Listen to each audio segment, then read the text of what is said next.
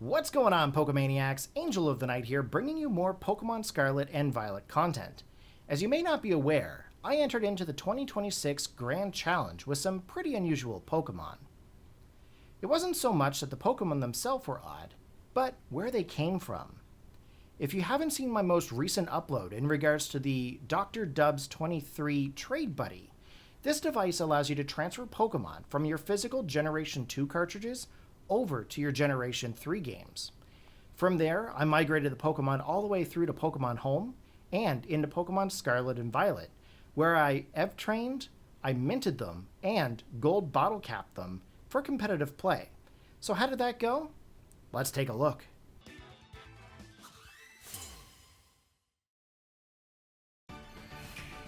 Here we go, guys, getting into the very first battle of the Grand Challenge 2026, and my opponent is going to lead off with a Kilowattrel and a Grimmsnarl. For the team that I have, I'm going to be bringing out my Feraligatr and my Magmar. Now when it comes to my Feraligatr has sheer force, and it also has a life orb, meaning that my attacks are going to be boosted quite high.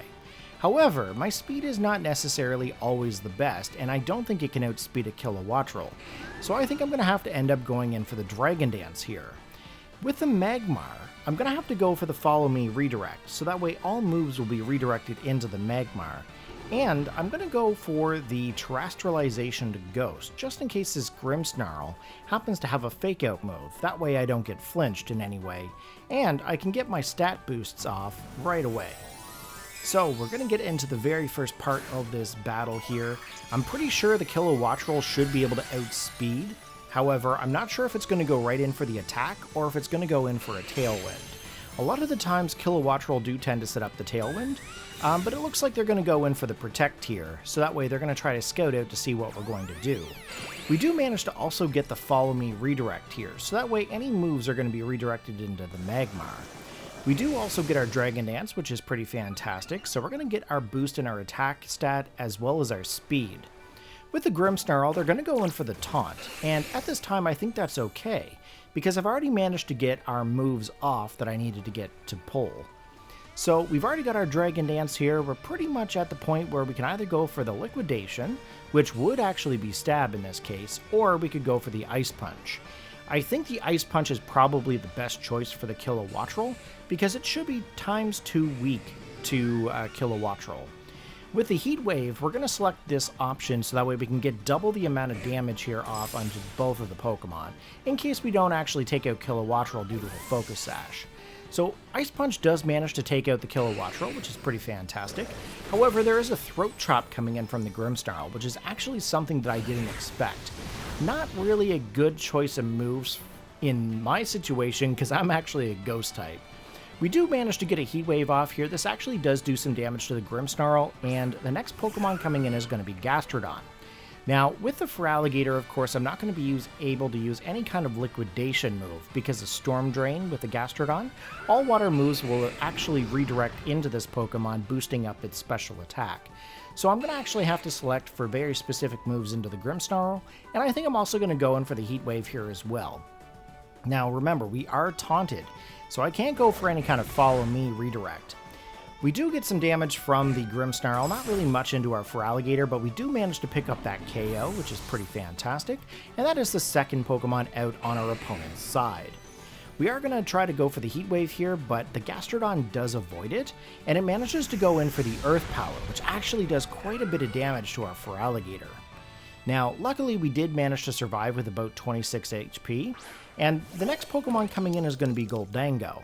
Now, Goldango, if I do manage to get a Heat Wave off here, this should be able to knock it out. However, if they end up going in for any kind of a Terrestrialization here, it's going to be able to resist it. So, first thing we're going to see here is they're going to go for a Terra, which is not surprising.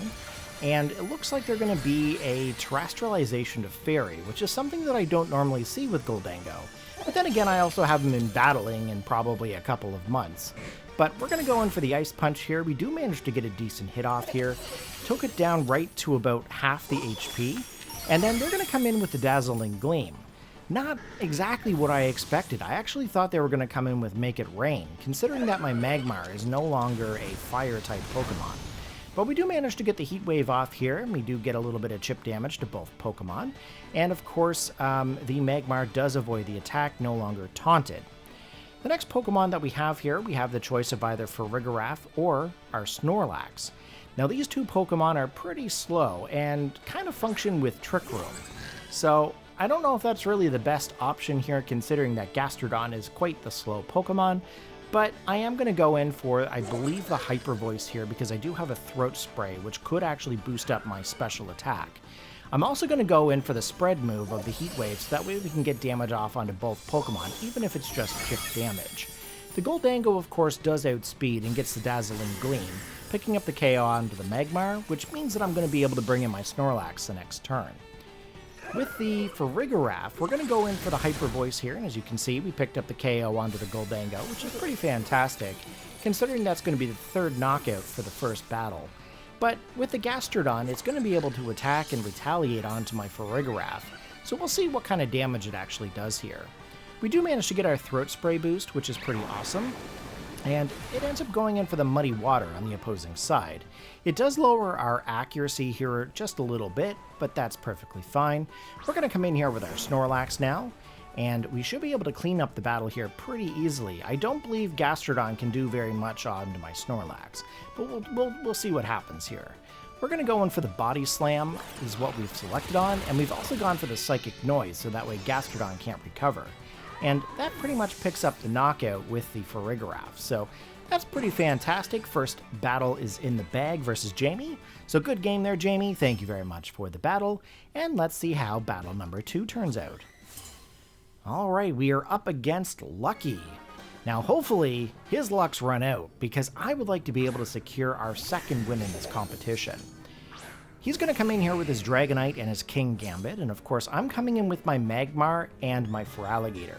That's pretty much the standard leads that I'm going to be using throughout the competition, unless there's some strange, unique features on the opposing side that I need to avoid. So what we're going to do here, pretty much at this point, we can either go for the Heat Wave onto the King Gambit, or we could always go in for that whole Follow Me redirect, so that way it allows our Feraligatr to do our Dragon Dance. However, I'm not really sure what to expect on the opposing side, but it appears they're going to recall their King Gambit. Yes, I know that there's an issue on my scoreboard. He's not fainted, just keep that in mind. So they're going to swap out the King Gambit, they're going to come in with the Primarina. We're going to go in for the whole Follow Me redirect, and the Dragonite's going to go for the Tailwind, which is actually going to boost the speed of the entire opposing team. However, we are going to get our Dragon Dance here, and I'm hoping that this Dragon Dance is going to be able to put my speed a lot higher than this Dragonite, so that way we can actually dish out some serious damage the next turn. Now, I do have a few moves such as like Taunt and Protect onto our Magmar, and yes, I could probably go for the Taunt with the Dragonite, but at this point he's already used his Tailwind and there's really not much else that I can do in this case. Now, with the Feraligatr, I am going to go in, or I was planning to go in, for the Terrestrialization here, but I don't think that's really the right choice considering I'm not really going for any kind of a water-based move. But we are going to try to go in for the Ice Punch. Now, luckily for me, my Magmar is actually Evilated, which means that my special defense and my defense stats are actually boosted. And I should be able to get a decent Ice Punch off to this Dragonite, in hopes that I'm going to be able to pick up that KO. They did go for the Scale Shot, and they did boost up their speed, and under Tailwind, that could be a huge threat. However, when they do the Scale Shot, they actually end up lowering their defenses in this case. And we actually managed to take advantage of that. The Primarina, of course, goes in for the attack. I believe that was a Hyper Voice, but I don't see any Throat Spray onto that Primarina, so there's no boost in special attack. The next Pokemon coming back in is going to be the King Gambit, and of course King Gambit could be a problem Pokemon. So I'm thinking what I'm going to do is I'm going to go for my Terrestrialization to Water, and I'm going to go for my Liquidation. Now, I don't have any kind of ground or fighting-based moves onto my Feraligatr. In some scenarios I've used like Earthquake in the past, or even things such as like Brick Break, but in this situation here, I just have my water-based move, and I can't really use a Dragon move here. So I'm going to try to go for that Liquidation. Again, it is boosted by the Dragon Dance, the Life Orb, as well as the Sheer Force, and personally, I'm kind of hoping this is going to be able to pick up that KO. But they are going to go in for a Terrestrialization on their own, and they're going to change from Steel and Dark to Dragon. Now, that is going to be able to, I think, resist my water-based moves, but we'll see how much damage we can get off here. We are going to go in for that redirect with the Follow Me again, so that way all moves are redirected back into the Magmar. However, mind you, Hyper Voice doesn't actually mind the Follow Me scenario, and it does pick up that KO with the Magmar, which is kind of unfortunate. I mean, Magmar is definitely a great support Pokemon to have on this team. With the King Gambit, of course, we actually only did about half the damage to it. So, unfortunately for me, my Froligator doesn't really have a whole lot of defensive values. So it does get the knockout from the Kanto Cleave. But I do still have my Farigiraf, and I still have my Snorlax. Now, Snorlax, it does have some effort values into the whole defense side of things, and it has some pretty decent HP. But I'm not really sure how it's going to be able to hold up against this Kanto Cleave from this King Gambit, so we'll see what happens here. I pretty much have the choice at this time. I could go for the Helping Hand, or I could go for the Hyper Voice, which should be able to hit 2 Pokemon at once, but I think the Helping Hand is probably the best option. From there, I'm also going to go in for the Body Slam, and I'm assuming that's probably because of whatever Pokemon is in the background that I saw. I don't really want to get locked into a specific kind of move if I can't attack the next Pokemon. So in comes the Helping Hand, and of course the Moonblast into the Farigiraf. Now, unfortunately for me, the King Gambit does end up having the Low Kick, which actually does some serious damage to my Snorlax. But we did retaliate with that Helping Hand Body Slam, and we just picked up that knockout with the King Gambit there, so I'm pretty happy about that. Now, the 2 Pokemon that I have here are surviving, which is fantastic for now, and it looks like the Tailwind on the opposing side has actually petered out. The next Pokemon coming in is going to be the Farigiraf, and of course in this scenario here we are going to try to go for that Body Slam onto the opposing Farigiraf. They are going to go for the Helping Hand, which is the same similar idea as what I was doing, and they're going to be able to boost up their Primarina, and unfortunately that's going to be able to pick up the double KO here in this case, and that would be a loss for battle number 2. However, this was a definitely fun match, so good game to my opponent, and thank you very much for showing me how your team functions. Okay, battle number 3 up against Rob. Let's see how this battle turns out. So, we are going to see our opponent here lead off with a Pelipper and an Arcaludon, a very common set of Pokemon in VGC doubles, and we're going to come in here with our Farigiraf and our Hitmontop. Now, with the Hitmontop, I do have the Intimidate. We're going to get the attack drop onto the Arcaludon, but mind you, that's not really going to be effective for us, as most Arcaludon are usually the special kind. With the Farigiraf, I'm debating between the Trick Room and going in for like an actual attack here. Now, if I did end up going for the Trick Room, it would pose a big problem for me because the Arcaludon is actually a very slow Pokemon. Now, I am going to decide to either go in for a Terastallization here, and I was debating on the Fake Out, but I think I'm going to back up here. I think I'm going to go in for the Trick Room just to see if I can maybe set up for some Pokemon in the background. But we're going to try to go in for the Close Combat here onto that Arcaludon and see if we can maybe, take it out. But we'll see what happens here. So many going forwards and going backs and moves in this specific battle. I definitely struggle a lot with the whole Pelipper and Arcaludon situation. Looks like they're going to go in for the Terastallization of Fairy, which is actually something that I don't see too often. We did get the Fake Out here that's going to actually activate the Stamina to the opposing Arcaludon, meaning his defensive stats have actually boosted. And the Hurricane from the Pelipper does some serious work, but I do have a little bit of special defensive values there, which I do survive. Now, I did manage to get the Trick Room off here. Now, this could actually be a curse for me, or it could actually help me out with the Pokemon that I brought. But we're going to try to go in for the Hyper Voice here. That should activate the Throat Spray. And then, of course, in this case, I am trying to figure out what my best option is here for an attack. If I went for the Wide Guard, that's going to be able to protect me against any kind of spread moves, but I don't think I have any other spread moves on the opposing side that I have to worry about. With the Pelipper is going to go back to the opposing party, and they're going to send in their Farigiraf. Now, Farigiraf, of course, is a normal Psychic-type Pokemon, so it actually kind of resists our Hyper Voice here, The Archaludon, of course, getting hit by the Hyper Voice activates the stamina, which is a little bit unfortunate. We did get the special attack boost on our Farigiraf, and kind of at this point, I kind of wish I had a way to reset stat drops or stat increases, because that would actually help out with the whole Archaludon stamina, and it would also help out with that whole close combat with the hit on top. Unfortunately, we do get the KO with our hit on top here, so he is out of the battle. I did bring Ampharos, and I brought Snorlax here. Ampharos, of course, is a very slow Pokemon, but it has some pretty decent special attack, and it should have some decent special defense. So at this time, I can either go in for a Thunderbolt, or I could go in for a Meteor Beam. Now, Meteor Beam, if I go for Meteor Beam, I might be able to get a boost in my special, so I'm going to try to go for that here and see if that'll work. We're also going to go in for the Helping Hand to try to boost up that attack with the Ampharos, and we're going to go right into, I believe it was the Archaludon. But we'll see how much damage this is going to do. As you can see, that boosts up the special attack here, and we are fully charged with our Power Herb. We're all set and ready to go, and we managed to get that KO finally off onto that Archaludon. So that's pretty fantastic there. I was definitely concerned in regards to that Pokemon.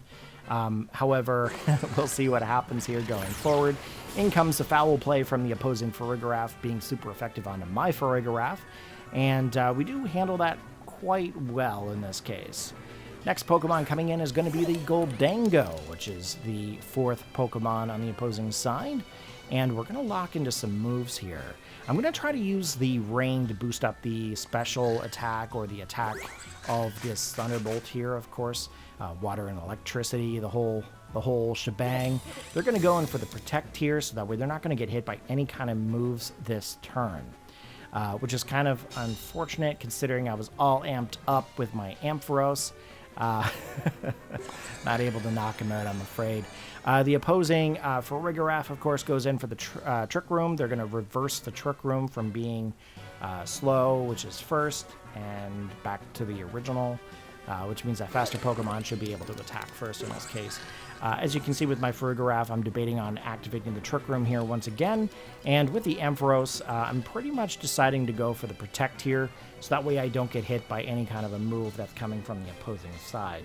Now, I'm not really sure what to expect from Goldango. I'm sure it's going to be the Make It Rain, but we'll see what happens. Some people have been using some pretty odd and unusual sets with the Goldangos here lately. So we'll see by scouting out what it's going to do. Now, we know at least it's not going to be a Ghost-type move into the Farigiraf, obviously, because it's a normal type. But the Make It Rain, I definitely do not resist this move. It actually does some serious amount of damage, taking us down to about 37 HP.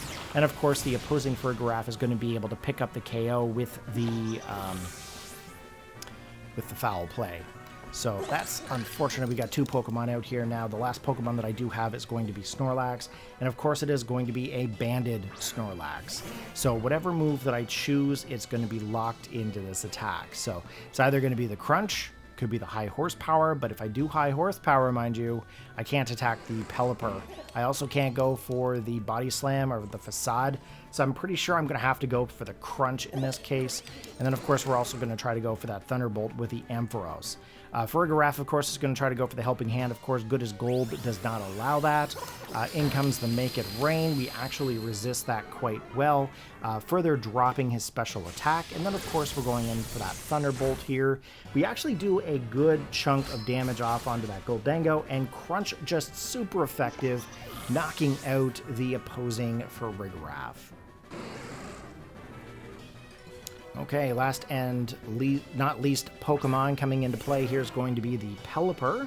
Now, Pelipper, of course, is going to be able to set up that Rain again, which I'm pretty happy about. So we are going to go in for the Crunch onto the Goldango, and then, of course, we're going to try to go for the attack into the Pelipper here. Pelipper being a water flying type Pokemon, it should be ×4 weak to any kind of electric type move. And, of course, I'm not sure at this time if I had any kind of damage off onto that Pelipper yet. But if it does have a Focus Sash, it would be able to survive. Looks like they're going to team up onto my Ampharos here with the Shadow Ball, as well as the Weather Ball, I think it was. And it looks like we did get the decent amount of Thunderbolt off onto the Pelipper here, but he does have that Focus Sash. So unfortunately, he's going to be able to survive this turn. But Goldango is not. Snorlax is eating that cheese string Pokemon and filling up his belly there with some noms. So we're going to lock into Crunch here again, and we're going to lock into the Thunderbolt. And here comes the Weather Ball with the Pelipper here, and that's going to be able to take out the Ampharos. But I'm pretty sure Crunch is going to be able to KO the Pelipper. So let's see what happens here. So when I originally did this competition, of course, all these battles were recorded individually. I decided that I was going to piece them all into one video for day number 1, day number 2, and day number 3. So guys, let me know in the comment section below if you guys are digging the 15 matches per video. And we'll see if we can do that again here in the future. So battle number 4, let's get into it here. We are going to be up against a Gallade and a Sinistcha. We're going to be coming in with our Farigiraf and our Hitmontop here. Now, with that being said, Hitmontop could go for a Terra Dark, which could potentially resist some moves off from the Gallade. However, Gallade is a fighting type Pokemon, so that could be a bit of a problem.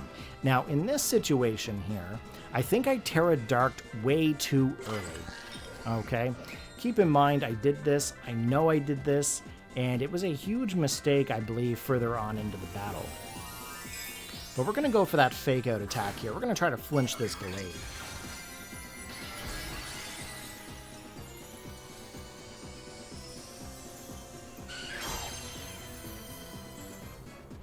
Okay, here we go. We got the fake out onto that Gallade. He's not able to attack this turn. Then, of course, we're going in for the Psychic Noise onto the Sinistcha, and that's actually going to stop it from being able to recover any kind of HP. Now, we are going to activate our Throat Spray here, and that's going to boost up our special attack, which is great for the Farigiraf. However, they're going to go in for the Trick Room here, which means that the slower Pokemon will be able to attack first. Now, this is where I messed up, I think, with the Hitmontop. Now, Hitmontop, realistically, I probably should have withdrew it, considering it's right now a Dark-type Pokemon, out against a Fighting-type Gallade. But we'll see if we can actually do any kind of damage here. I'm debating on also the Hyper Voice, but we'll see what happens. They're going to withdraw the Sinistcha after they've got that Trick Room set up, plus as well to escape that whole Psychic Noise situation. They're going to come out to their Blood Moon Ursaluna. Now, we did go in for the Psychic Noise into the Gallade, which is going to prevent that Pokemon from healing as well. And it's actually super effective considering it's a fighting type Pokemon. However, there is the kicker. I got hit by a Sacred Sword, and the Hitmontop is down because of the whole Dark typing. So that is a huge mistake on my part, and I'm going to be honest with you guys. I think it took me a little bit to understand this one, because I'm pretty sure I've done this again a few times in this competition. Next Pokemon we're going to bring out here is going to be our Snorlax. Now, Snorlax, of course, we are going to have to decide what move we're going to do here, considering there is a Ghost-type Pokemon in reserve. Now, Body Slam, of course, is going to be one of my stronger moves.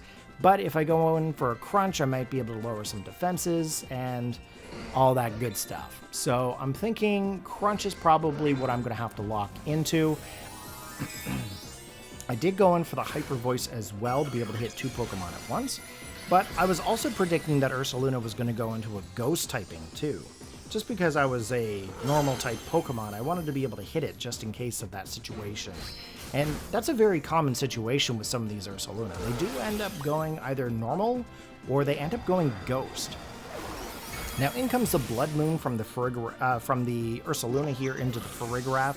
That actually automatically picks up a KO. There's no way my Farigiraf can actually survive that move. Now, it shows here that his Ursaluna had a Life Orb, so he's going to lose a little bit of HP every time he doesn't move. And of course, we do get a knockout from that Gallade, which is not being very friendly to me right now. I had too many Pokemon that were weak to Fighting type in this specific match, and realistically, I should have thought about the Gallade, but I never even expected to see it, to be honest. You never see Gallade anymore. You see a lot of these very common, overused VGC Pokemon, and Gallade's just not one of the ones that comes to mind automatically. So unfortunately for me, we lose quite a few Pokemon here. We are going to go in for the Thunderbolt. That actually does some decent amount to the Ursaluna, but he has Earth Power, and there is the final blow. So unfortunately, that is a loss for this match, but a good experience to have. So let's see what we have here for the next battle.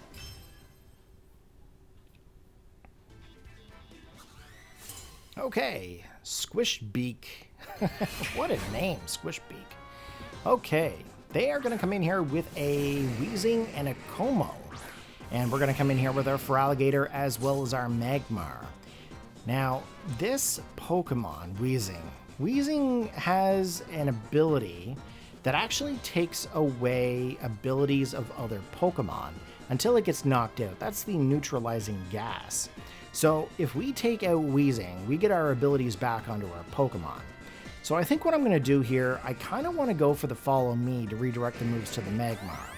But with the Feraligatr, I'm debating on what I really need to do here. I know I have to boost up my stats, but I'm not sure if I need to go for the Ice Punch or the Liquidation. Realistically, the two opposing Pokemon are quite a challenge to me, considering they're quite, what's the word I'm looking for? Quite competitive. Let's put it that way. They can be a big threat to me on the opposing side, especially that Weezing. Weezing could be a problem. But I think I'm going to have to go for the Como first. I am going to also try to go for the Heat Wave here to be able to get some damage off onto the two opposing Pokemon. That is going to be key here for me after I get this Dragon Dance off, right? So we're going to go in for the Terastallization here. We're going to go Pure Water. Now, should I have gone Pure Water here and wasted my Terra if I wasn't going for a Liquidation?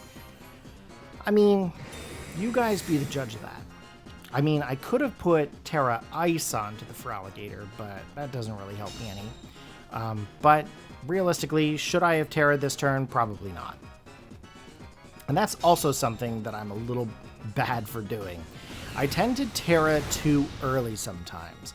You've seen it with the Hitmontop, you're seeing it here with the Feraligatr, but at least I know that mistake. They ended up going in for the Will-O-Wisp here and the Protect, so they don't get any damage this turn from the Feraligatr. And of course, the Burn is actually going to lower some stats of the Feraligatr. Now, I could go in for the Breaking Swipe, try to hit the two Pokemon at once, or I could go for the Ice Punch here. Now, if I did go for Breaking Swipe, I don't have my ability of Sheer Force, which means that it's very possible I could lower some attack stats.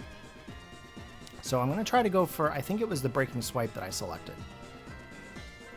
And of course, with the Magmar, it's either going to be Follow Me or it's going to be the Heat Wave. That's pretty much the two things that I'm going to do. Now, I could have probably also taunted the Como and had to go for the Continuous Protect, but I did not do that here. As you can see, we actually got the attack drop off onto the Como, which is awesome. We also get a little bit of Life Orb damage as a recoil, and he ends up being able to pick up the KO with a Body Press. And that's not cool for me because Feraligatr's pretty much the main Pokemon on this team. We're going to go for that Heat Wave here, and Weezing ends up missing the Heat Wave, and it doesn't do anything to that Como. Of course, it's a Dragon-type Pokemon. It doesn't really do much. We end up getting a Sludge Bomb. I believe that was a Sludge Bomb to the face. Not much to the Magmar. Now, we do have Ampharos. We also have Farigiraf. Now, if I ended up bringing in Farigiraf here this turn, that could be a bit of an issue because Como is a dragon fighting type Pokemon. So I'm just going to go in with the Ampharos here, and I'm going to go for, I believe I wanted to go for Meteor Beam to get the special attack boost, but I think I ended up going for the Thunderbolt and the Heat Wave here.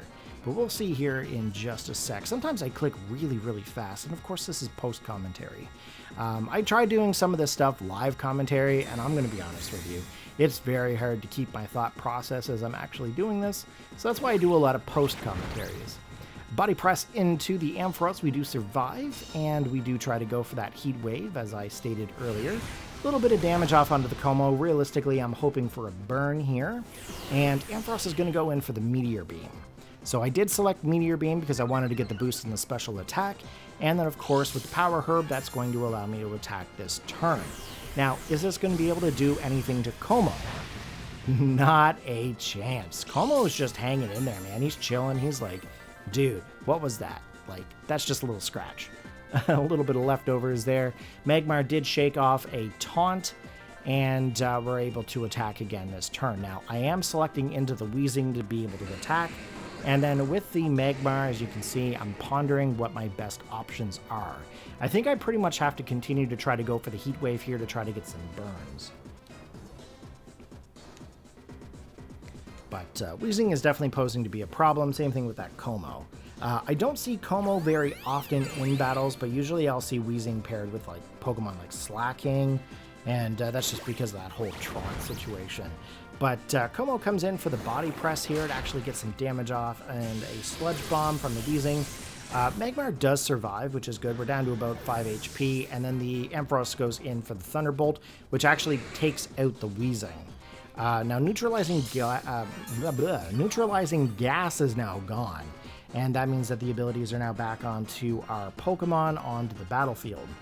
Now, a little bit of leftovers into that Como there, just slowly regaining some HP, and we await the next Pokemon coming into the battle. Okay, it's going to be Sinistra. Now, Sinistra is a ghost grass-type Pokemon, if I'm not mistaken, and it does have the ability to heal up the Pokemon upon coming in. So that's a bit of an issue here, considering we did quite a bit of chip damage to Como, and it's been such a problem Pokemon already. So with the Ampharos, I'm going to go in for the attack onto the Como here, and then I'm also going to try to go for the Heat Wave to try to see if I can get some damage off on his Sinistra. But they're going to go in for the Body Press with the Como, and that picks up the KO with the Ampharos. But we do manage to get the Static, which paralyzes the Como, so it may not actually be able to attack the next turn. Here we go with the Heat Wave. That actually does a good chunk of damage off to the Sinistra, and Sinistra is going to go for the Matcha Gotcha, which is actually kind of a catchy thing to say, Matcha Gotcha. But it does take the KO onto the Magmar, which is not cool for me. And if I'm not mistaken, I believe whatever HP it drained from the Magmar actually goes back to the Sinistra. Now Como over there just raging. He's like, yeah, man, I'm like undefeated. Farigiraf coming in here now. And with Farigiraf onto the field, I pretty much have to, I believe, Psychic Noise is what I need to go for with the Como. It should be able to do ×2 damage and be able to knock him out. So I'm hoping to be able to do that. Now, I don't think there's really much that Sinistra is going to be able to do here. If Sinistra is able to go in for, like, any other move other than Matcha Gotcha, I don't know if it'll actually be able to KO the Farigiraf. Okay, here we go with the Psychic Noise. That actually does a good chunk of damage to Como, but he's not able to regain any kind of health here now until that fades off. We do get our third spray boost, which boosts up our special attack, and it looks like they're going to go in for the Body Press here, which is not cool because that picks up the KO. So unfortunately for me, that is another loss in this competition, but we still have plenty more battles to go. So let's see what the next battle brings. Okay, we are getting into a battle here with Adam. Okay, he's going to come in here with his Talonflame and his Goldango. Now, we're going to be coming in with our Feraligatr and our Magmar. Now, one thing I can think of with the Talonflame, I feel like they're going to go in for like a Tailwind here. I think that's going to be able to boost up his entire team's speed for, I believe it's 5 turns. Now, I'm thinking about just going in for the attack in this situation and try to dish out some damage to these two Pokemon. I did select the Heat Wave here to get some damage off on both, but I also tried to go in for, I believe it was the Liquidation.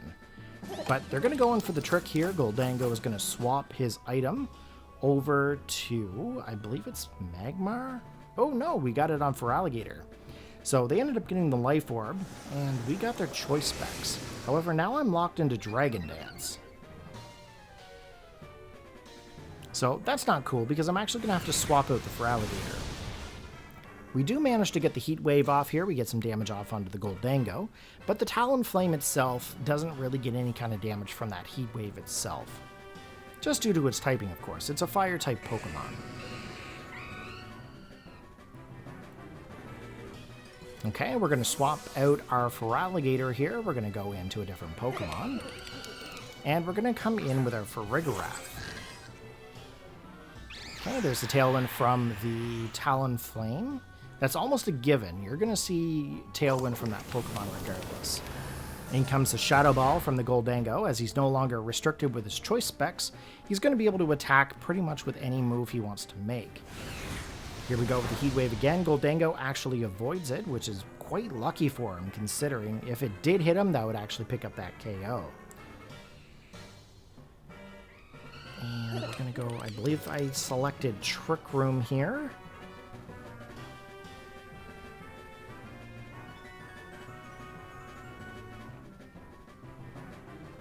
Okay, Talonflame going in for the taunt. So now I'm not going to be able to go for our Trick Room here or even our Helping Hand. He's going to go in for the Make It Rain. That's going to be able to hit the 2 Pokemon, but it is going to lower his special attack drastically. And luckily we did survive that move, which is great because I can go in for the Heat Wave here.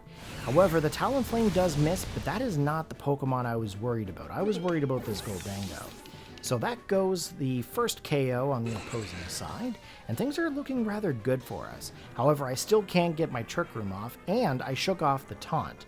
So that means that I can then go for the Follow Me there once again. And then this bugger comes in. Dundozo. I'm not really a big fan of Dundozo, just because if you pair it with Tatsugiri, it gets all these boosts, and then you can't attack the Tatsugiri. Honestly, this Pokemon is one of the Pokemon from the most recent generation that I can't stand. It actually irritates me so much. But if you just have Haze or something to reset its stats, it's pretty easy to deal with. But it's not a common thing for me to run with. Even Protect. Protect is also not a move that I usually run with. So that's... yeah, that's kind of a me problem, not a Dundozo problem. There's the Tatsugiri. Okay, it's going to get all them boosts here. And then I'm sure it's probably going to Terra here at some point as well. And it's Special Defense Rose. And we're going to go for the Protect because I really don't want to get my Magmar knocked out. They're going to go in for the Earthquake here. That is actually going to avoid the Tatsugiri because it's in the belly of the Dundozo. Protect is allowing me to live this move, and then of course Farigiraf unfortunately takes it pretty hard and ends up fainting. Okay, we've got Ampharos and we've also got Feraligatr. Now, if I go in with Feraligatr, I can do some attacks. If they go for Terra Grass, I can go for Ice Punch. But they are a water type right now. So I think I'm just going to go in for the very common Thunderbolt. Now, we do have Hidden Power Ice, just in the event they end up going for Terra Grass. So if that is the case, we'll be able to go for that Terra Blast at some point as long as we can survive a move. We're going to go in as well for, I believe it was a Follow Me, but now that I've seen and remember the Earthquake, that's probably not the right choice. Yeah, there it is. There's the Terra Grass. Of course, at this point, Follow Me is going to do absolutely nothing. I should have probably continued with the Heat Wave after looking at the battle not being live. So Magmar is the center of attention. Earthquake actually is going to be able to hit both my Pokemon. And both of these Pokemon are actually weak to the ground-type moves. So unfortunately, we lose our Magmar here. Not a very smart move from me. But we do get our Thunderbolt off here, and it does absolutely nothing. Now, I'm pretty sure Ampharos cannot outspeed Dundozo. I'm pretty sure that wasn't a speed tie in any way, shape, or form, because the Ampharos is actually bred and trained to be pretty slow, just because of that whole Trick Room with the Farigiraf. If I had gotten the Trick Room off with the Farigiraf, I might have been able to change the outcome of this battle. But we're going to lock in for our move here, and we're also going to go in, I believe it was for Ice Punch, if I'm not mistaken. But if I did go for the Breaking Swipe here, which it appears that I did, it's going to lower the attack stat if I can actually manage to pull it off, if I didn't have Sheer Force, mind you. During parts of the competition, I actually forgot that I had Sheer Force. So sometimes I went for Breaking Swipe in hopes that I would lower the attack stat, and then after doing so I remembered that I didn't have that I had the sheer force and not the, you know, you know what I'm saying. Anyways, Earthquake coming in here. Ampharos is taken out. As you can see, I tried to go in for the hidden power, or not the hidden power, the Terra Ice with the Terra Blast, and we were just not fast enough for that here. Feraligatr, of course, is still in there, chilling like a villain. If it ends up having Terra Blast on the opposing side, this could be our last move. Looks like I selected for the Breaking Swipe again, which honestly I should have just gone for the Ice Punch. Looks like it has avoided with the Tatsugiri, and it's going to go for that Order Up, and that is a knockout. So, was this my best battle ever? Absolutely not. I made so many mistakes during this match, and, you know, you guys can call me out for that, but I sometimes don't always play the best. Sometimes I have that very early Gen 1 feel where I'm like, yeah, man, I'm going to use my Feraligatr, I'm going to take these Pokemon out. But, you know, sometimes I do actually get some decent matches in. Next up, we've got an opponent with a Typhlosion and a male Indeedee. Now, they're going to get that Psychic Surge set up here, which is going to set up that Psychic Terrain. So any kind of priority-based moves are just not going to be a thing. I'm not even going to be able to go for the Taunt here. And even if I do go for the Heat Wave, it's not really going to do anything here. Now, as you can see, I was like, yeah, I'm going to go for the Taunt. And then I'm like, oh, yeah. Psychic Terrain. I'm just going to select Heat Wave, honestly. With the Feraligatr, I pretty much have to go for the attack here. If I allow this thing to get too many fire-based moves off, Feraligatr's just going to get knocked out. Typhlosion has some crazy special attack, and if it ends up having Eruption, it ends up doing more damage the more HP it has, and these Pokemon are usually Choice Scarfed. So we know that that's going to be a big old problem for us here. So we're going to go in for the Terra Water, and that should be able to help us get a boost with our Liquidation. So I'm really hoping that this is going to do something to this Typhlosion. However, if the Indeedee ends up going for a Follow Me, that is going to redirect all moves into the Indeedee. And sometimes they do end up doing that, but with the male Indeedee, they tend to go for the attacks more than like the support aspect.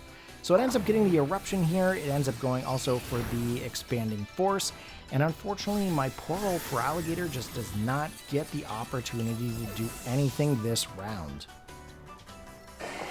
With the Magmar, we are going to go in for the Heat Wave, that is going to be able to hit the 2 Pokemon, but as you can see, that does absolutely nothing. So I'm going to come in here with my Snorlax now. Now, I'm thinking to myself, Snorlax should be able to survive some hits from these Pokemon. I don't foresee it going down from a very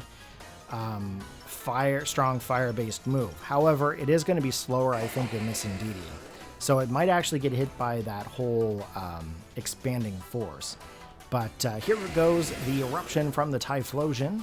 And that is going to be able to hit my 2 Pokemon at once. Magmar does survive with 9 HP, and Snorlax survives as well, but with the Expanding Force, Magmar is going to go down. When it comes to Snorlax now, we're actually going to go in for the attack, we're going to go for the Body Slam, and luckily for me it does hit this Typhlosion, considering it's actually Terrestrial Fire right now. So that means that it's a pure Fire-type Pokemon. That Ghost typing was dropped, and I'm able to hit it. So my last and final Pokemon is going to be Hitmontop. Now, if I was smart, I would have saved my Terra Water, but honestly I thought I was going to take out that Typhlosion with that Terra anyways. But if I had the ability to go for Terra Dark, I'd be able to resist the Expanding Force, and I'd also be able to probably resist some of what Sinistcha has in store for us. Now, I am locked into Body Slam here, so Snorlax itself pretty much has to take out the Indeedee and whatever Pokemon is in behind. With the Hitmontop, I really need to take out the Sinistcha, but if I can't take out Sinistcha with Hitmontop, that's pretty much game over for me. The Sinistcha is going to go for the Rage Powder, which redirects all moves into the Sinistcha itself. The Expanding Force coming into play, that's going to be able to hit my 2 Pokemon, and unfortunately, that actually knocks out my Hitmontop, so I'm not able to attack this turn, which is very unfortunate, and our Snorlax is locked into Body Slam. So I'm pretty sure you guys can guess what happens next. That's pretty much game over for me. Now, I normally don't run away from any kind of an attack or any kind of a match, but in this situation here, it's a clear out loss because I can't do any damage to my opponent. So here we go, getting into the next battle versus Al. And I'm hoping that Al is not going to be crazy strategy guy, because this is getting pretty tough here. These grand challenges are definitely a test of strength, especially in the master class. The opponent here is going to come in with a male Indeedee, and that's going to set up the whole psychic terrain.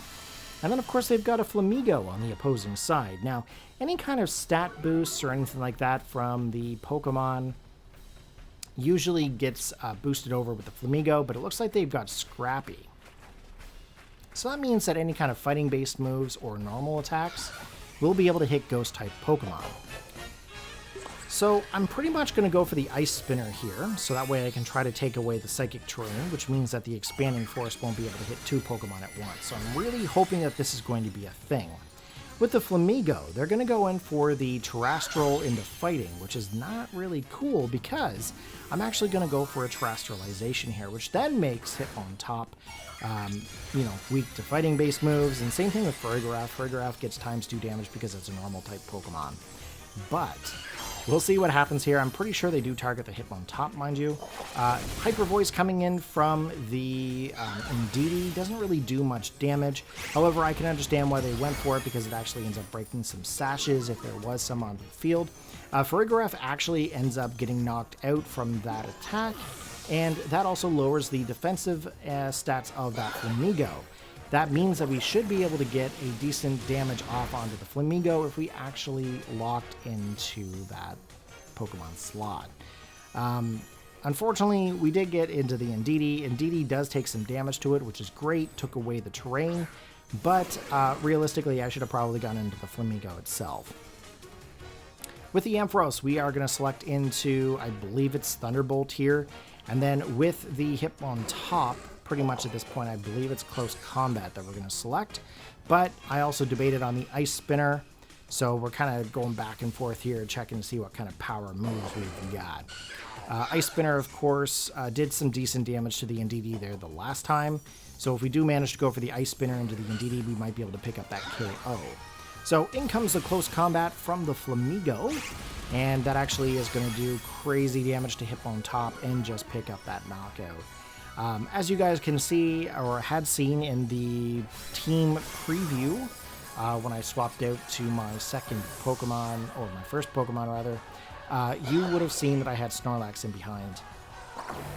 In comes the Expanding Force from the Indeedee here. That actually does some good damage off onto Ampharos. However, we do survive, and we do manage to get a good Thunderbolt off. However, he does have a Focus Sash. So that means that he's able to survive, but he does get paralyzed, which means that he may not be able to attack the next turn. Plus, it also means that he's going to be slower in that situation. So we might actually have an advantage in this situation against this crazy Flamigo. Now, with the Ampharos, we are going to lock into attacking the Flamigo to be able to finish that off. And of course, you can see with the Snorlax, I'm debating what my best options are. Pretty much I ended up going in for the Crunch here. Hyper Voice coming in from the Indeedee there once again, being able to hit both of the Pokemon. And Close Combat coming in to do damage off onto Snorlax.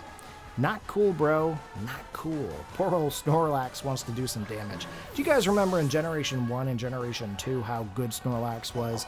Well, I'm pretty sure there's so many Pokemon that outclass Snorlax now that it's just... I don't know if it's viable to be using in competitive at this point, but... Then again, I'm also using Ampharos, so what am I talking about? We do get the knockout onto the Flamigo, and that Pokemon goes back to the opponent's party. The next Pokemon coming in is going to be the Politoed. Now, Politoed, of course, does have the ability of Drizzle, and that's going to be able to set up the rain, which means that if we go for the Thunderbolt here, we should be able to get a decent amount of damage off on that Politoed. Now, the Indeedee, of course, ends up going in for the Helping Hand, which is going to be able to boost that Politoed, and they end up being able to attack first with the Muddy Water, which is pretty awesome for them, but not so good for me. We don't actually get to attack this turn, and we end up losing that match, so let's see how the next battle goes. Good game, Al. Okay, Savio. Hope I can do something with you, man. Hopefully I can take you out. Okay, Amoonguss and Politoed. Very unusual lead combinations.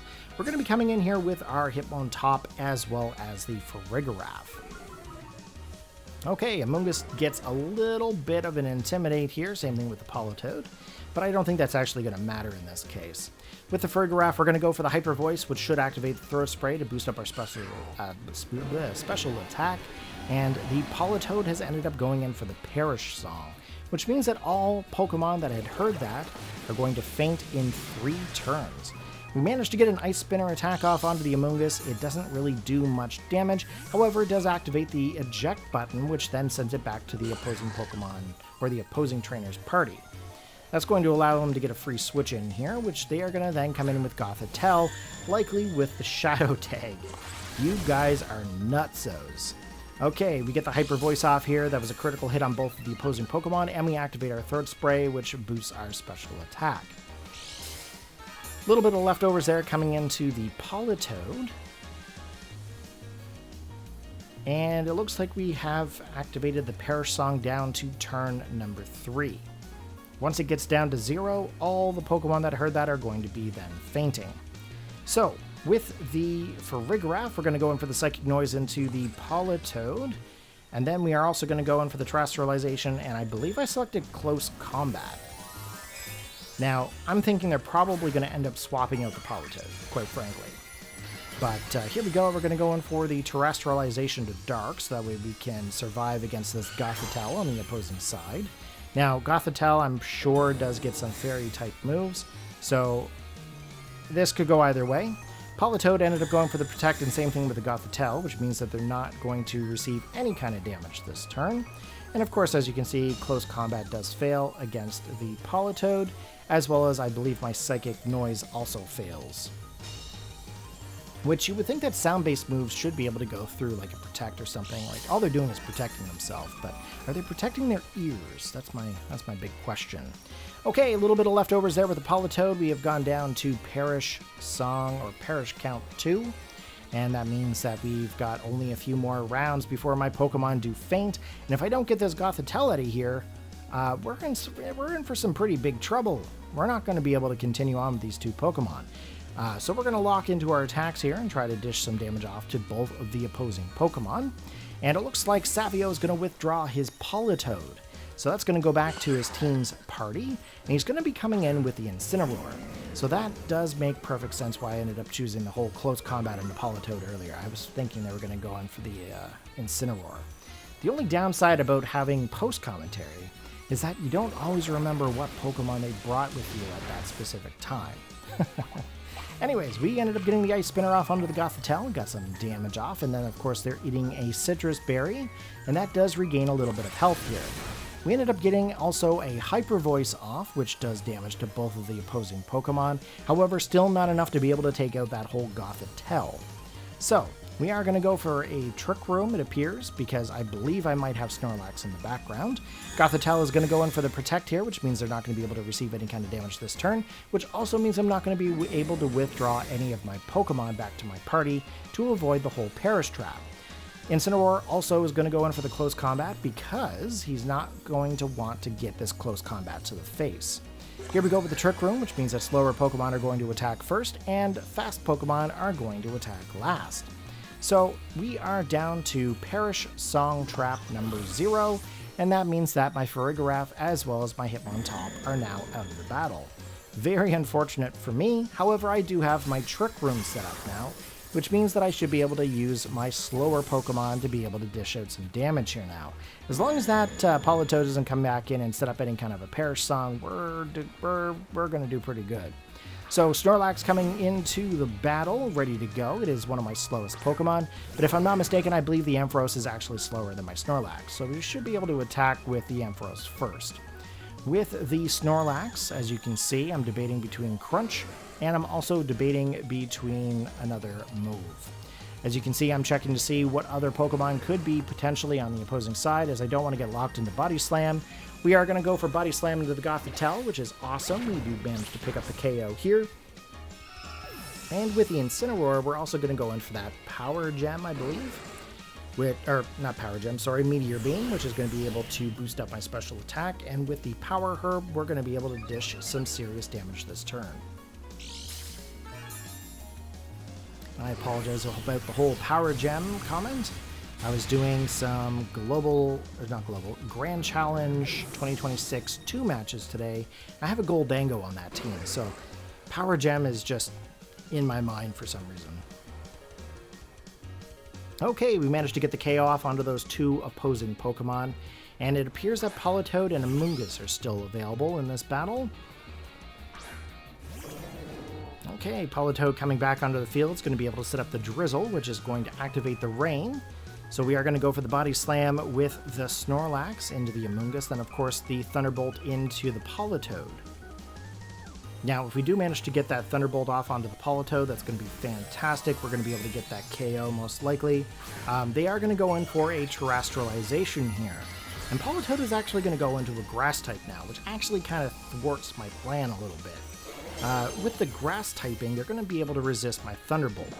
Now, they do manage to get a Spore off with the Amoonguss, putting my Snorlax to sleep. So I may not be able to attack until I can actually wake up. I don't have any kind of a sleep talk, so I can't do any kind of moves this turn. As you can see, Thunderbolt is then resisted by Politoed, just as I stated, and in comes the crazy Perish song again, which means that in 3 turns, all Pokemon on the field will faint. A little bit of leftovers there going back to the Politoed, and as you can see, the Perish count is now active.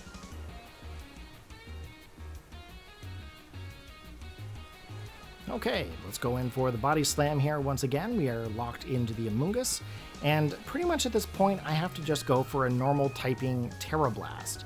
There's really nothing I can do with the Meteor Beam. I can't go for the Thunderbolt, and if I ended up going for any other moves, I can't really do anything to that Politoed, so I have to go for the Terra Blast. We ended up getting Spored, which puts both my Pokemon to sleep, and I can't do anything this turn, so I'm really hoping that next turn one of my Pokemon will actually wake up. In comes the Encore here to the Ampharos, which means that the last attack that I did, I'm actually Encored into doing again, which means that I'm locked into my Thunderbolt, which can't do anything to this Terra Grass. A little bit of HP going back to the Politoed there, a little bit of leftovers, and our Perish count has fallen to 2.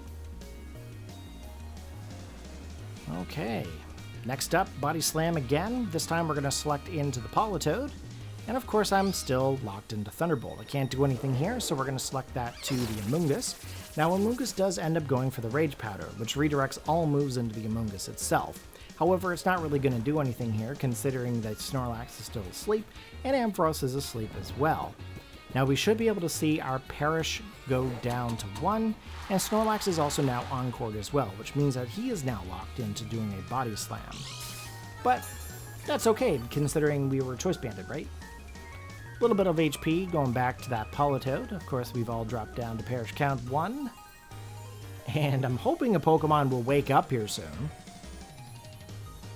But is it in the cards? The Twisted Dimensions have returned to normal, which means that faster Pokemon are now going to be able to rule this match.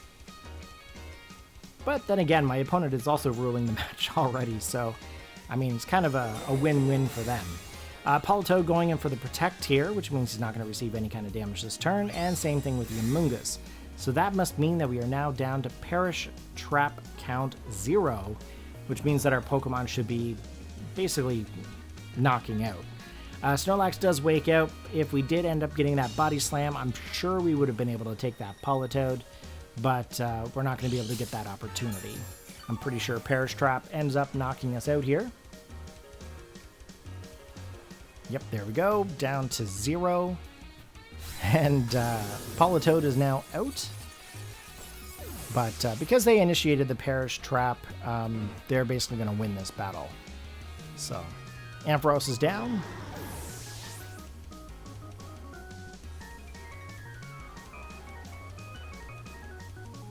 Okay, Snorlax is down, and Amoonguss is the last and final Pokemon.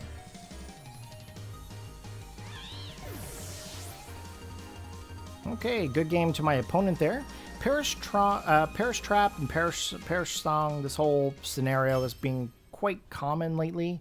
I've seen this quite a bit, and it's definitely something that kind of sparked back in Gen 5, and it's kind of interesting to see things come around full circle here into some of the newer generations. Okay, the next Pokemon that are coming out for our opponent in the next battle is going to be a female Indeedee as well as an Incineroar. Now, with the Indeedee, they are going to get the Psychic Terrain set up, and the Incineroar does manage to get the Intimidate off, which is actually going to lower the attack stat of my Pokemon, but as well, Hitmontop is also going to do the same thing to the Incineroar on the opposing side. Pretty much with the Incineroar here right now, I don't believe they can go for any kind of a fake-out move, considering there's a Psychic Terrain, so we should be okay in this situation. With the Hitmontop, if we end up going for the Terrestrialization to Dark and then the Ice Spinner, we can actually take away that terrain.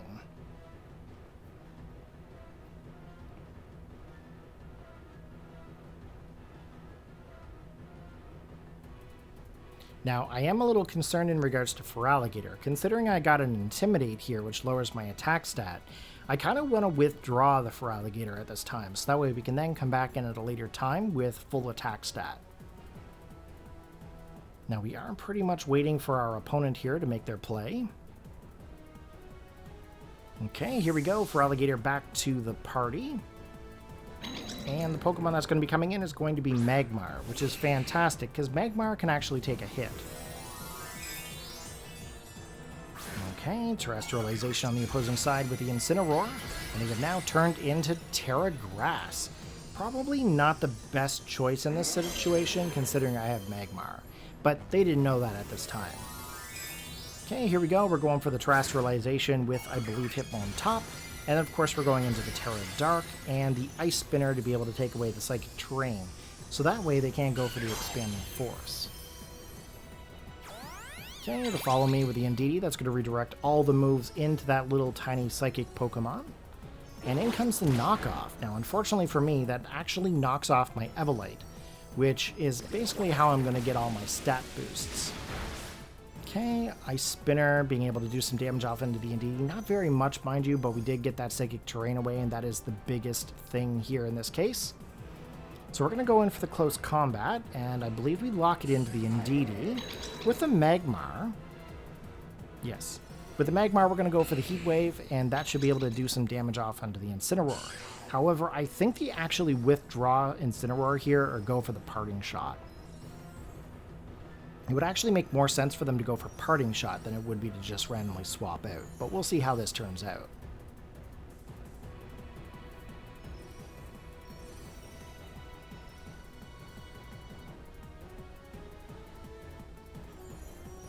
Okay, they're going to withdraw the Indeedee, probably because they want their Psychic Terrain. Okay, Tyranitar coming in. That's actually still good for us, considering we actually end up going for the close combat. Here comes the Parting Shot that is going to hit the Hitmontop. That's going to drop our attack stat here and our special attack. Obviously, special attack is not important, but the Incineroar does go back to the team. They managed to get the Tyranitar to set up the Sandstream, which is going to do a little bit of chip damage here every turn to my Pokemon. And it looks like Indeedee is going to come back out to the battle to set up that whole Psychic Surge. Okay, here we go with the Heat Wave. That's going to be able to hit the two Pokemon. Ends up doing just very minimal damage, and the close combat into the Tyranitar almost ends up knocking it out. However, we do lose our defense and our special defense in this case. A little bit of chip damage there from the Sandstream.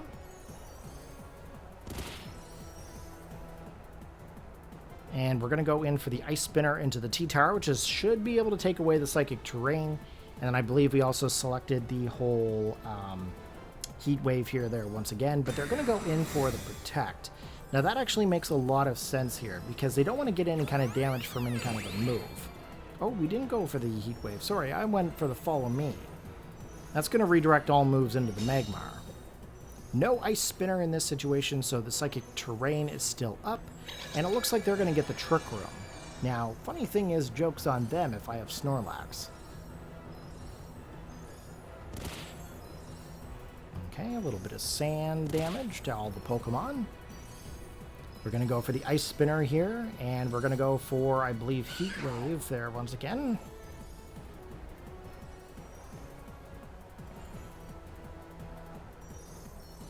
Okay, Low Kick. That actually does crazy damage here because we're a Dark-type Pokemon. I was kind of hoping to be able to do some work with that, but it looks like T-Tar is actually slower. Okay, Psyshock as well going into the Magmar. We do survive, which is awesome. We get the Heat Wave. We pick up the KO with the T-Tar and a little bit of chip damage there with the Indeedee as well. Now, luckily, we do manage to get at least one Pokemon knocked out on the opposing side. And a little bit of chip damage there from the sand. Now, the Trick Room is still up, so we are going to go in with the Snorlax. And this is where Snorlax should be able to shine. Okay, Ursaluna is going to come in here next. Now, it looks like it's shiny Ursaluna, so that's pretty neat. That is the fourth and final Pokemon on the opposing side, just as Snorlax is with me. And I think I want to do the Body Slam to lock in. Now, I am going to go for the Follow Me redirect, because I know for a fact Ursaluna is going to try to attack that Snorlax.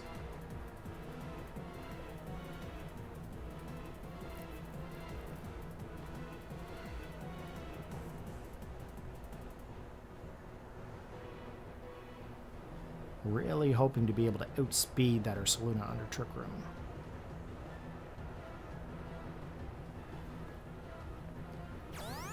Okay, there we go. Follow Me redirect. And Magmar has become the center of attention, which is great. Here we go with the Body Slam. We do manage to get some damage off onto the Ursaluna. Not enough to be able to pick up that KO, mind you. And it looks like they're able to knock out the Magmar there with their Headlong Rush. Last and final Pokemon that I have is going to be Feraligatr. Now, of course, we are under a Trick Room. There is the Psyshock coming into the Snorlax. I'm hoping to survive this, which is awesome because I do. A little bit of Sandstorm here.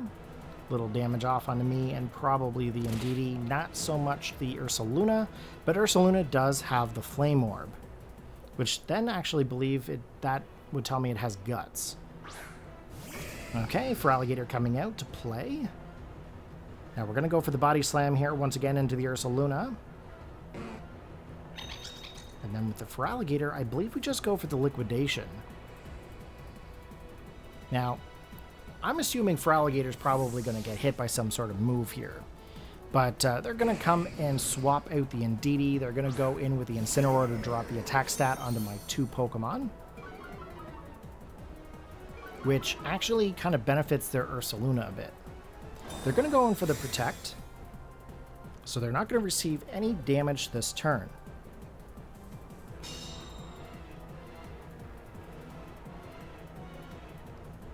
Okay, Liquidation. Not going to do very much to that Incineroar, as it's Terra Grass at the time being.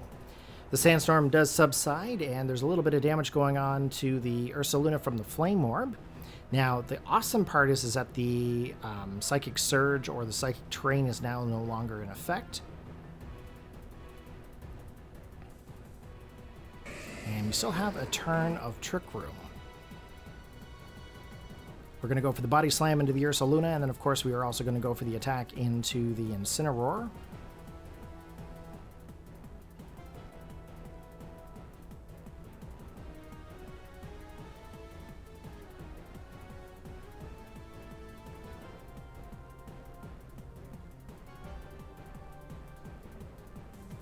And we're pretty much right now waiting out to see what my opponent here is going to do.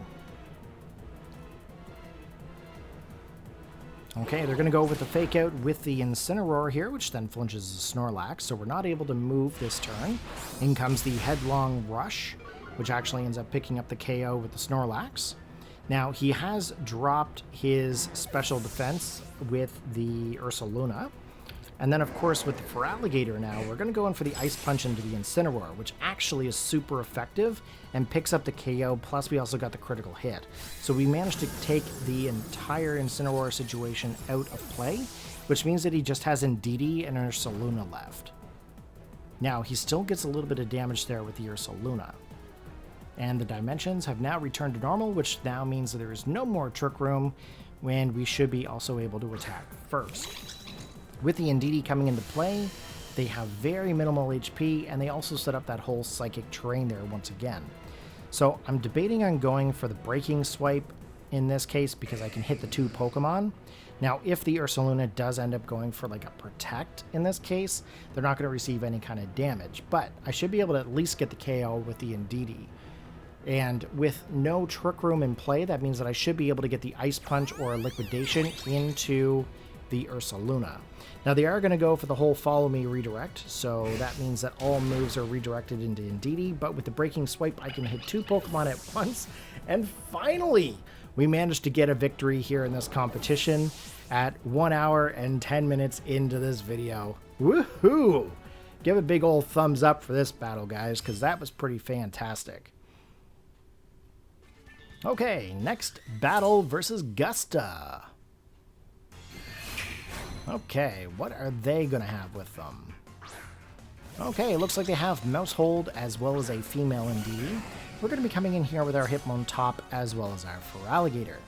Now, the Indeedee, of course, does get that whole Psychic Surge, just like the previous battle, which sets up that awkward terrain, meaning that priority-based moves are not going to be effective.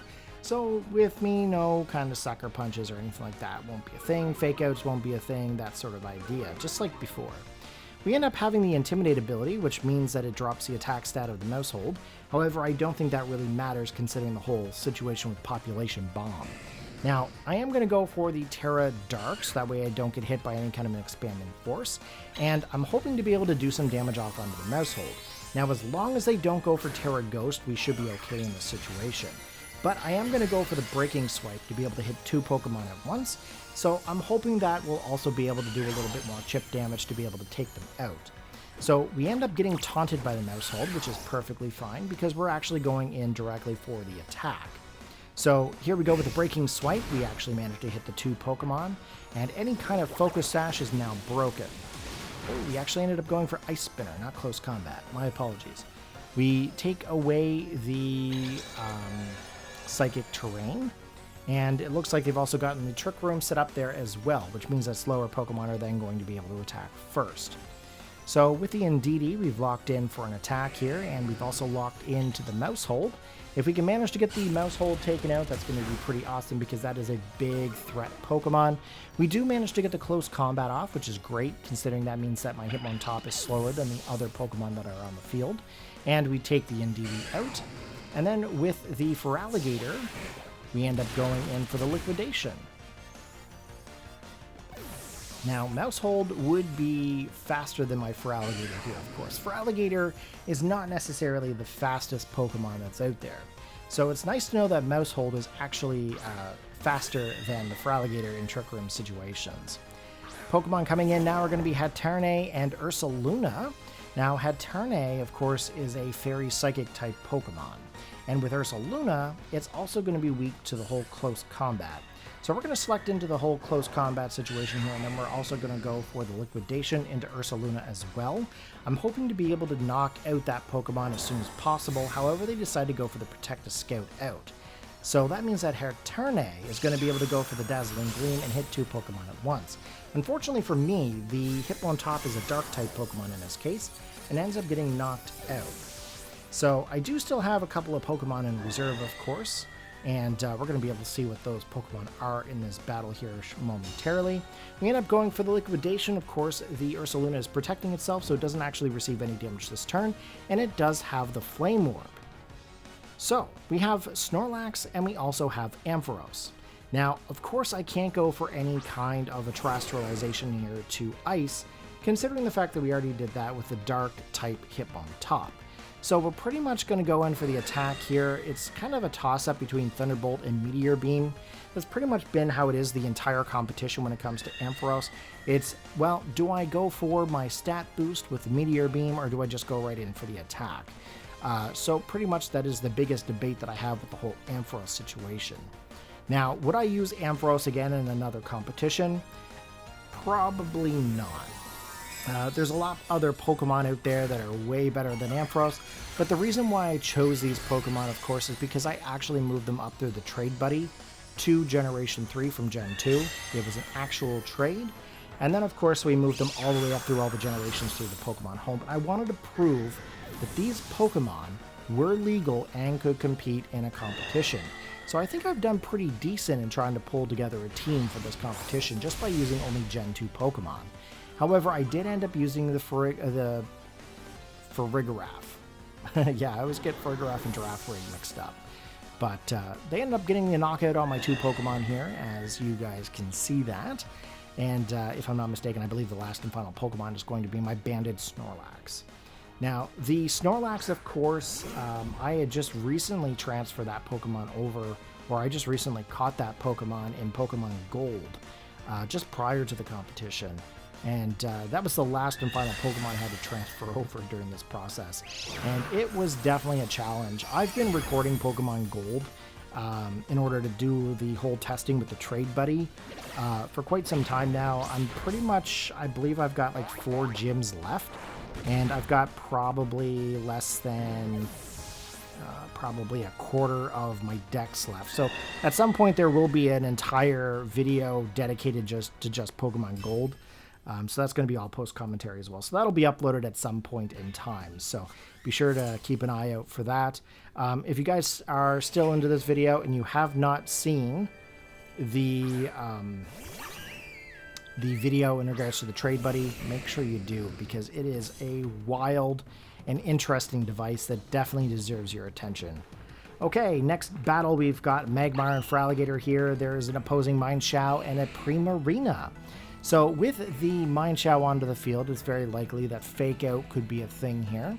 I'm debating on going for the Terra Ghost and the Follow Me.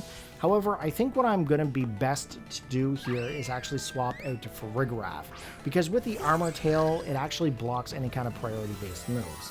We are going to go in for the Terrestrialization here. We are going into our Terra Ghost, and I believe I selected into...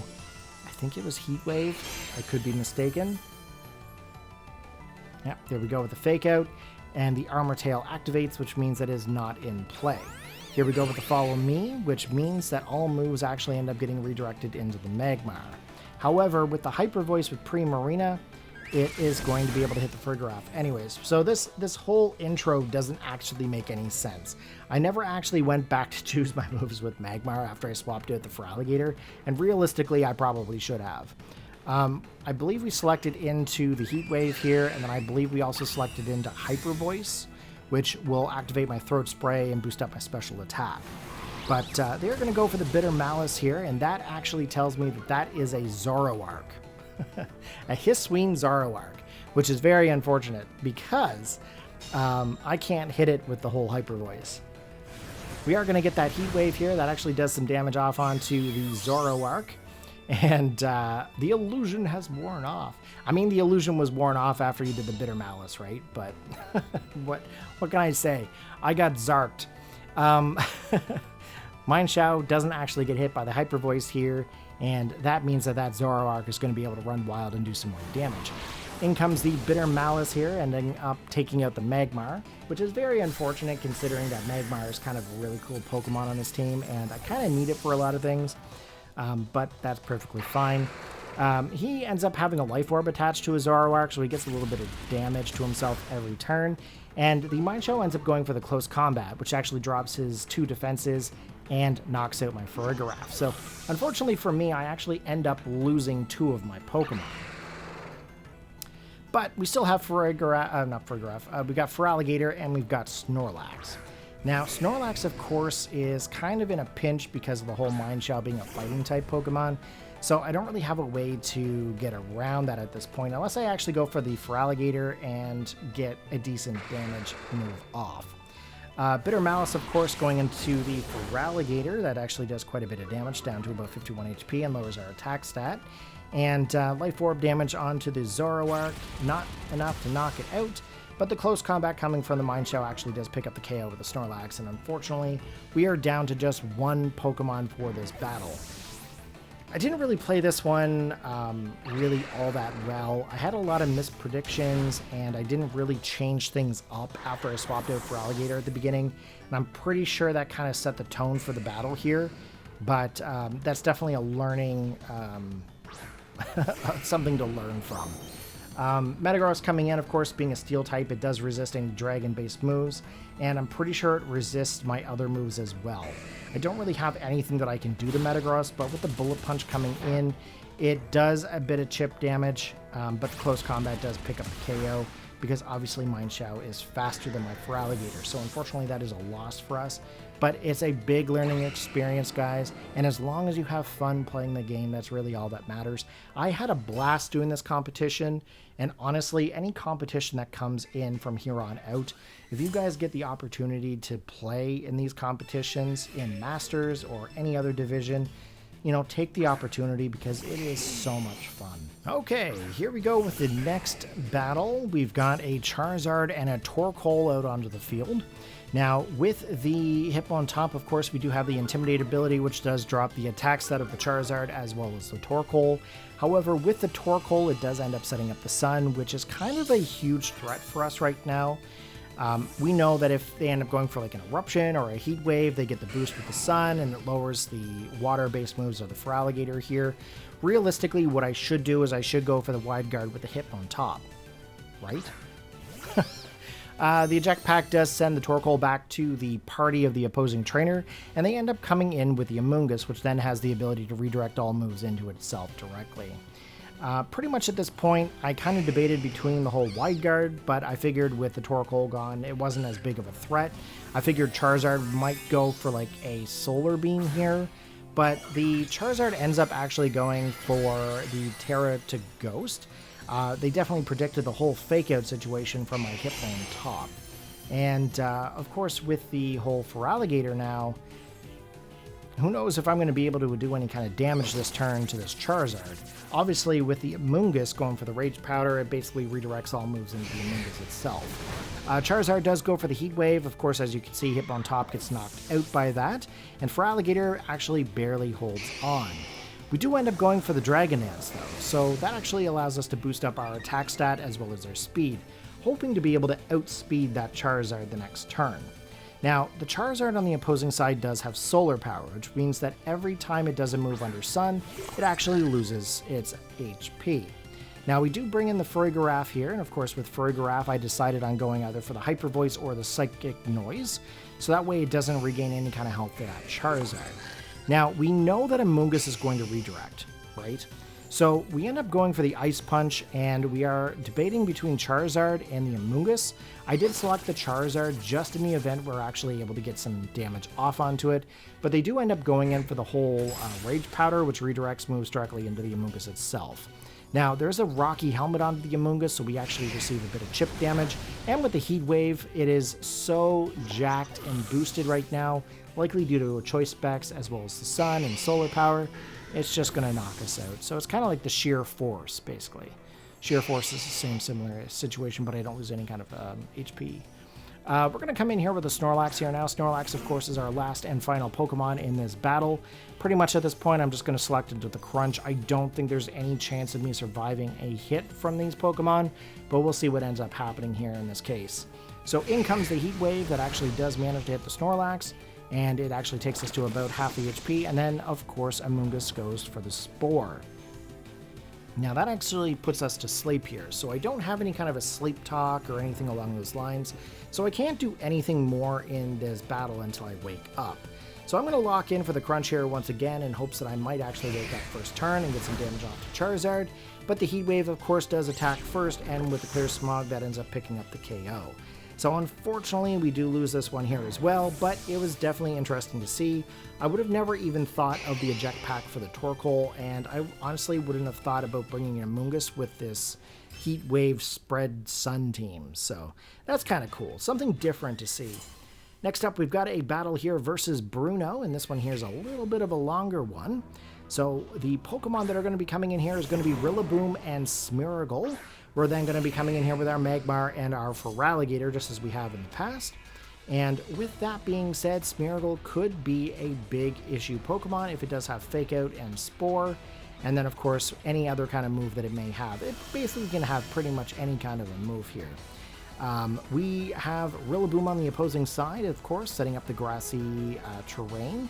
And that means that he might actually be able to do like a Grassy Surge, or sorry, not Grassy Surge, Grassy Glide, which is a priority-based move. So we're actually going to end up swapping into our Farigiraf here to be able to kind of thwart any kind of a Fake Out or any kind of a Grassy Glide.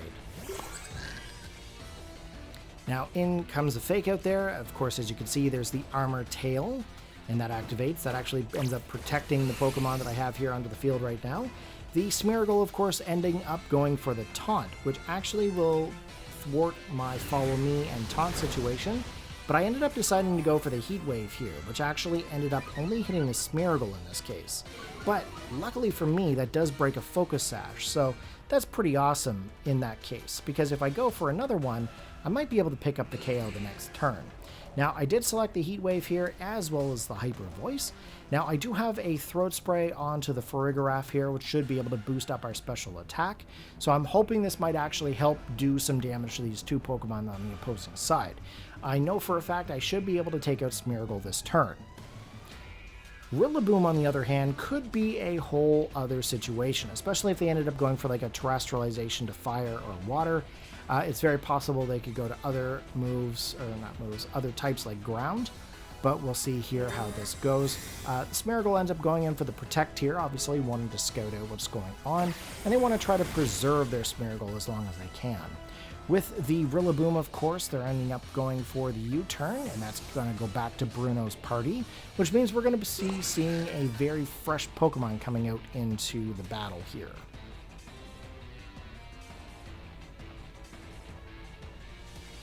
And I'll be honest, guys, I had no idea it was going to be a Ninetales. I did so much editing for this. I ended up doing all 45 battle edits with the scoreboard prior to doing the post-commentary. So I honestly forgot all of these matches as we were doing them. We ended up going for the Heat Wave here. That actually does some damage off to the Ninetales, taking it down below half. And with the Smeargle protecting, of course, it does survive the move. Not Heat Wave, but Hyper Voice actually being able to pick up the final KO onto the Ninetales, which is awesome. And it also activates Throat Spray, which means that boosts up our special attack. So pretty much at this point, they can either come back in with Rillaboom, or they can go to another fresh Pokemon. Meanwhile, Smeargle on the opposing side is with the Moody ability. It's up, it's down, it's side to side, it's all over the place. It's getting all these different stat boosts and stat reductions. Just ignore the Smeargle. Smeargle, yes, it is a problem Pokemon, but all that Moody stuff is very intimidating if you're not okay with doing Wi-Fi battles. Sneasler coming in here as the last and final Pokemon. Of course, it does have the Grassy Seed, which then boosts up some stats. We are going to try to go for the Follow Me, but I actually forgot that I was taunted.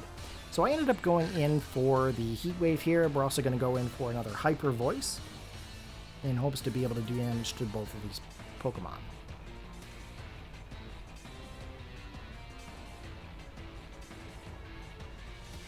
Now, I'm assuming with the snow and the hail from the Ninetales, I'm assuming the original plan was to set up Auravale. I know that's what I would be planning as well. Okay, Sneasler is going for the Protect. And of course the Smeargle, Sneasler ended up going for the Protect, Smeargle ended up going for the Decorate, which boosts up some stats of the Sneasler. Now, in this case, Sneasler doesn't get any damage whatsoever. It's protecting. So we know that we need to get this Smeargle out of here. We did manage to get the burn, which is pretty awesome. And of course, here is the last and final Hyper Voice for Smeargle. That ends up picking up the KO, which is fantastic. And that pretty much leaves Rillaboom and Sneasler left in this match. Now, we did manage to shake off the taunt, which means that I can now then go for the whole Follow Me the next turn if I needed to. Now, with the Rillaboom coming back in, of course, the Grassy Surge doesn't come back into play. It's already there. So the terrain does have the potential of disappearing here shortly. Now, we are debating on going for the whole Helping Hand or the Hyper Voice. I think the best option here right now would be the Hyper Voice in this case to be able to get some damage off onto these two Pokemon while we can. Now, with the Magmar, it's very possible. I think I went for Follow Me, but I could be wrong. But if I ended up going for the Heat Wave, that would actually do some damage to the Rillaboom for sure. I'm not sure how much that would actually end up doing to the Sneasler. But I know for a fact it is times 2 damage to the Rillaboom. I just hit my mic. Whoops. This is very raw commentary for me, guys. I tried to do so many attempts at commentating this, that I just ended up having to do like a free-for-all with the commentary. Sneasler ends up going in for the Terra Flying here, and Rillaboom, of course, can't go for the fake out due to the Armor Tail. You think they would have picked that up originally. We end up going for the Follow Me, which then redirects all moves into the Magmar itself. So here's this Stab Acrobatics coming into play, and Magmar does survive, which is pretty awesome. We get the Hyper Voice off here that actually does quite a bit to the Sneasler. Rillaboom, not so much, but it did do a good amount. Not as much as I had hoped, but it did a pretty decent amount. We're going to go in for another Follow Me here, and then we're also going to go for another Hyper Voice in hopes to be able to pick up that KO. Basically, I don't want Sneasler going in for the attack onto the Farigiraf, because that could be a huge, devastating loss to me right now. Farigiraf pretty much has the stat boost here. That is pretty much the Pokemon that I need to be able to do the damage. So here we go with the Follow Me that redirects the moves again. Acrobatics into the Magmar. Unfortunately, that is going to be able to pick up the KO here in this case. And I'm also certain that Rillaboom is going to be able to outspeed the Farigiraf. So we might still see a KO, but we'll see what happens here. Here is the U-turn. We survive by 14 HP. That is huge. Okay, here we go with the Hyper Voice. Rillaboom barely holds on, but Sneasler goes down. And we are into the final stages of the battle. Okay, a little bit of not leftovers, but HP coming back from the grassy terrain there. And of course, it disappears for this last round. And the Pokemon that we're going to be coming in with here is going to be our Snorlax. Now, Snorlax, of course, might be able to withstand a move, but I'm hoping to be able to dish out the damage here with the Farigiraf. And at this point, my opponent decides to forfeit the battle, as there's not much else that he can do to be able to take on these three Pokemon. So that is the game, and the last battle of day number 1, we are up against Edmundo, I believe. Okay, and Edmundo has a Galarian Weezing as well as a Toedscruel. So Weezing actually has the ability of neutralizing gas, which means that it takes away all the abilities that are currently onto the field until that Pokemon gets recalled or faints. So what I'm going to do here with the Magmar, I'm actually going to redirect all moves into it by using the Follow Me. And I also want to be able to boost up my attack stat as well as my speed. I know that I have to be able to dish out as much damage as possible to either Weezing or Toedscruel, or I'm potentially going to lose my Feraligatr. Okay, here we go. We got the Follow Me off here. And Magmar has now become the center of attention, of course, allowing us to get that Dragon Dance. Okay, boosting up our stats here. Pretty fantastic. There is the Acid Spray from the Toedscruel that is actually going to lower my special defense on my Magmar. And the Sludge Bomb coming in from the Weezing is going to be able to poison Magmar, but also as well take it down right into the red zone. Unfortunately for me, we are going to lose a little bit more HP due to the poisoning, and allowing me to only have one more turn with Magmar. So at this time, I decided to go in for the Heat Wave here, and with the Feraligatr, I decided to go for the Ice Punch into the Toedscruel, because I know if I don't take out Toedscruel now, it could be a huge problem for me later on. I don't know what kind of moves this Toedscruel is going to have. So we go for the Ice Punch here, super effective. We actually pick up the KO, and that Pokemon is now knocked out. Luckily for me, that Rage Powder is not going to be a problem. We lose a little bit of HP from the Life Orb, and we also go for the Heat Wave here into the Weezing. Now, Weezing has decided to go in for the Sludge Bomb into the Feraligatr, and that does a decent amount. And pretty much at this point, they're allowing the poison to take away the Weezing from the battle. So that is a knockout onto my side. The next Pokemon I'm going to be bringing in here is going to be my Farigiraf, and the opposing Pokemon Goldango comes out onto the field. Now, with the Farigiraf, of course, the Psychic Noise should be able to help us out here with the Weezing, and with the Goldango, I'm pretty much going to go for the Terrestrialization and the Liquidation.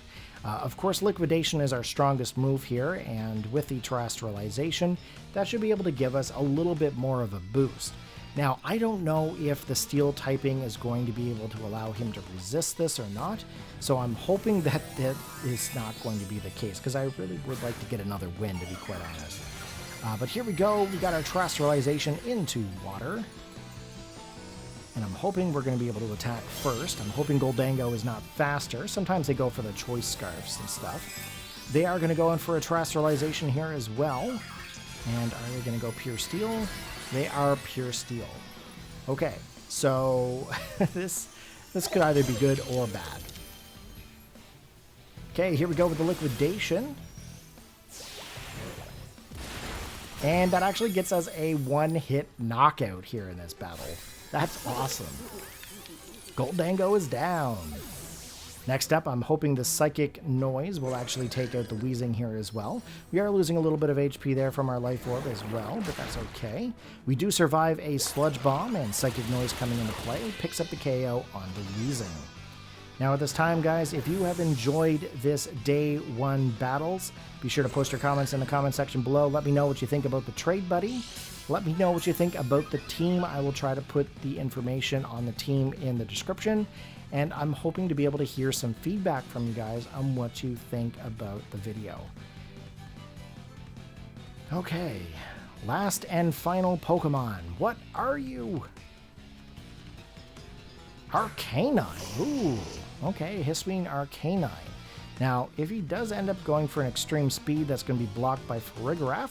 So I'm pretty sure the liquidation here is going to be able to knock him out. And even with the helping hand, that's just a little bit of salt in the wound. But alright guys, hope you enjoyed. Take care, have a good one, and I hope you watch day number 2 battles when they're posted. Peace out.